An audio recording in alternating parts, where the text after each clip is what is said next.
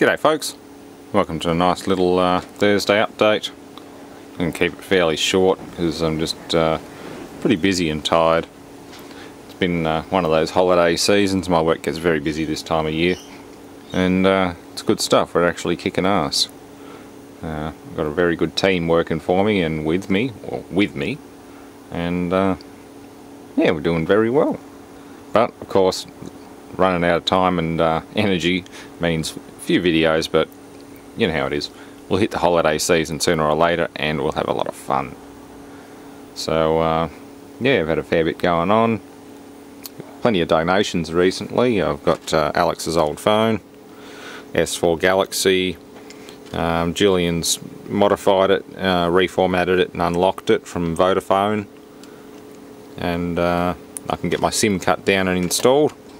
It does have a crack through the glass. That's about the only downside, but it doesn't affect operation at all, so I'm not really concerned. This case is pretty well worn as well. He put this case on it. Got rid of the old original backing. So that's all good and ready to go. I can retire my old, what do you call it, HTC Desire HD. That's ready. Just ordering parts for carburetor for my Stihl FS80. Various other bits and pieces. I've had inspection camera donated by my friend Ryan, aka Lego Game Creator. He sent me all those carbide end mills and things. This is a Harbour Freight Centec model. Very nice quality, pretty good. It actually takes micro SD and everything. Yeah, it's got micro SD, USB output, video output, and DC 5V in for continuous operation. It is a very handy piece of equipment. It's been in use almost constantly since it arrived. Came with the whole kit and caboodle, whole case. He also forwarded this. Should give us some information on my flight recorder. Actually, a lot of it. Don't pull the cover off it. It has got everything. Full technical manual for the Fairchild Laurel F800 flight recorder. Wonderful.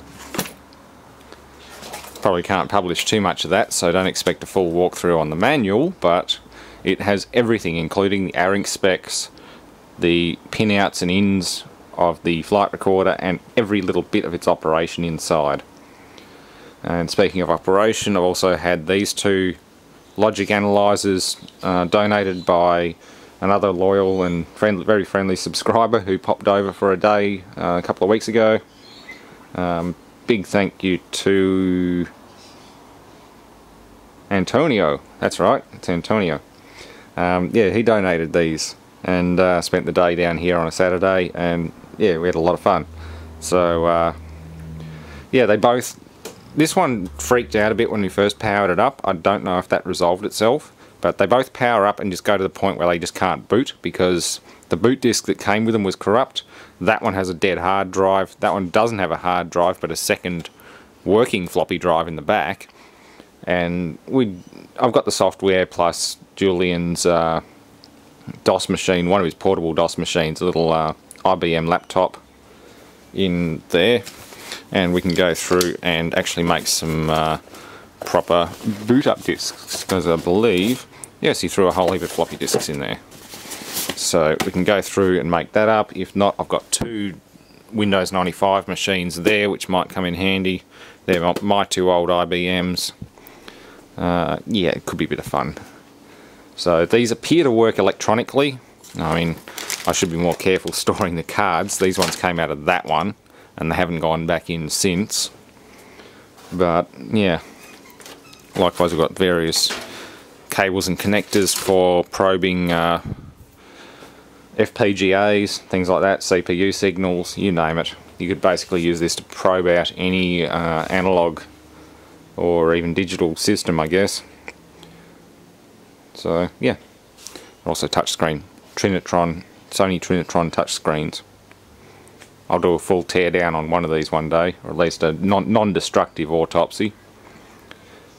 one day, once I get through the rest of this, because it was tidy in here at one point, like several weeks ago, and now it's just an absolute chaotic mess. Yeah. Also caught up with another subscriber of mine, System Rat 2008, and he donated some laser links and a pressure cleaner and a plasma TV. Funny thing is, my sister was just over here asking if I had any spare TVs with HDMI on them, so I'll push ahead and repair the 46-inch Viera that he donated and give her my 4-year-old LG 46-inch plasma. So that'll work out quite well.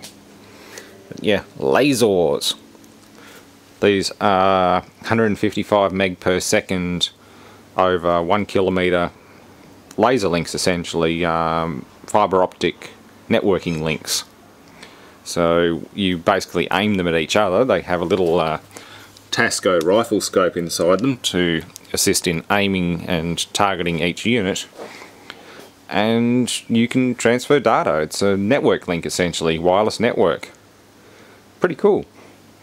So I don't really want to butcher them, even though I could probably use the scope for something and various other bits for other things.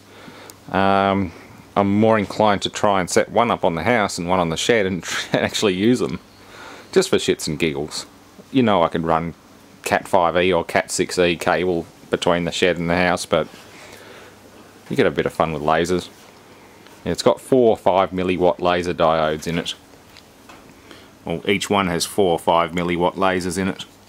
So you'll see a teardown on one of these anyway. Not a complete destructive teardown, but just a autopsy as such. Yeah.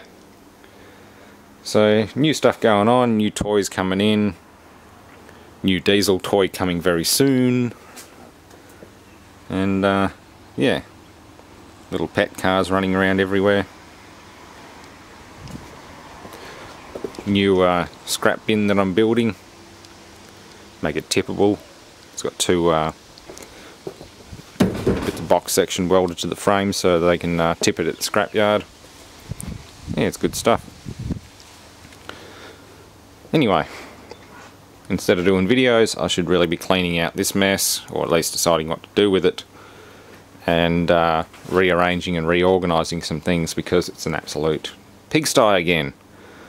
At least I've got some room to move around here. I used to not be able to move in here at all. Yeah. Anyway, as you can tell, I'm overworked and I'm completely losing the plot. That's where those cards go. Down in there. Very expensive and interesting bits of kit. They're quite old. They were thrown out by a university. And yeah, hopefully they can be used again. I at least want to be able to use one as an oscilloscope. Even this one here, Julian does more the embedded system stuff, so he'd benefit from that one, which has all these cards and all these interface cables and everything. This one here doesn't have any of that. I'm hoping this can just be turned into a really kick-ass oscilloscope. If it can't, well, I'll make it. I'll find a card that can. It's only got 1 card in the back. It does have 2 BNCs on it though. It's promising.